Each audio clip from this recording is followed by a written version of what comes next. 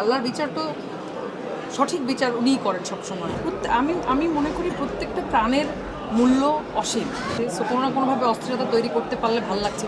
আজকে সাদা পড়ার এটাও একটা কারণ যে যেই রকম অস্থিরতা, মারামারি, হানাহানি চলছে, সো সাদা একটা শান্তির প্রতীক। আমি শান্তি চাই, দেশে শান্তি চাই, দেশের মানুষের জন্য শান্তি কামনা করি, এই জন্যই সাদা পড়া। ওয়ালটন আবারও মিলিনিয়ার অফারে ওয়ালটন ফ্রিজ কিনে আপনিও হয়ে যেতে পারেন মিলিয়নিয়ার।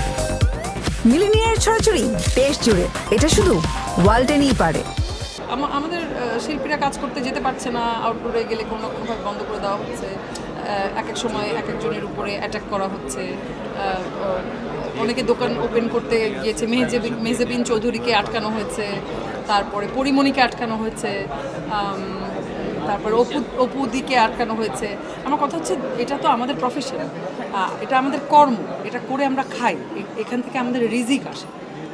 তো আমরা তো আমাদের কাজ করতে যাচ্ছি, আমরা তো আপনাদের কোনো মানে কারোর কোনো আমরা তো সবসময় কথাবার্তা বলার সময় হোক আর যে কোনো জায়গায় যাওয়ার সময় হোক, আমরা তো সেন্সিবল হয়েই থাকার চেষ্টা করি বা সেন্সিবল কথা বলারই চেষ্টা করি। আমার মনে হয় না যে এই মানুষগুলোকে আপনারা আটকেছেন, তাদের কাজটা করতে বাধাগ্রস্ত করেছেন, তারা কেউ আপনাদের বিপক্ষে। আপনারা পক্ষপাতিত্ব তৈরি করে আমাদেরকে একঘেয়ে করে দেওয়া বা আলাদা করে দেওয়ার কোনো মানে নাই। আমরা আপনাদেরই প্রতিনিধি, আপনারাও আমাদেরই প্রতিনিধি। এতদিনও তো এক ধরনের অস্থিরতার ভিতর দিয়ে মানুষ ছিল, তারপরে একটা অনেক বড় এক ধরনের বিজয়ের মধ্যে দিয়ে আসলো, মানে যেটাকে সবাই স্বাধীনতা বলছে। তারপরে তো আমরা ভেবেছিলাম যে দেশটা আসলে শান্ত হবে, কিন্তু এতদিন ধরে একটা প্রেশারে মানুষ আসলে ওই অস্থিরতাটা মানুষের ভিতরে তৈরি হয়েই গেছে, ওটাকে কোনোভাবে কন্ট্রোল করা যাচ্ছে, কিন্তু চাইলেই যায়। আমি মনে করি প্রত্যেকটা প্রাণের মূল্য অসীম। প্রত্যেকটা প্রাণ সেই প্রাণ যারই হোক না কেন, সেটা একটা গাছ হোক, একটা ফুল হোক, একটা প্রাণী হোক, আর একটা মানুষ হোক, কে কী অন্যায় করেছে সেটার বিচার তো আমরা তো বিচারের দায়িত্বে নাই। বিচারের দায়িত্বে আছে বাংলাদেশের ল, বড় বড় সুপ্রিম কোর্ট, জজ কোর্ট আছেন, তারা বিচারের দায়িত্বে, এবং সবচেয়ে বড় বিচার তো তিনিই করেন, তাই না?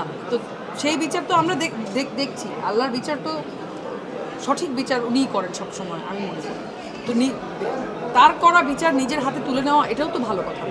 আমার খুবই পছন্দের পরিচালক অমিতাভ রেজা চৌধুরী, ওনার কাজটা খুব শীঘ্রই আসার কথা। এখন এইটার জন্য অপেক্ষা করছি আর কি। নাটক, সিনেমা, ওটিটি প্ল্যাটফর্ম, যেখানেই ভালো কাজ পাচ্ছি, ভালো চরিত্র পাচ্ছি, সেখানেই কাজটা করার চেষ্টা করছি। অ্যাওয়ার্ড পাচ্ছে কিনা জানি না, গুটিতে লিপি চরিত্রের জন্য নমিনেটেড।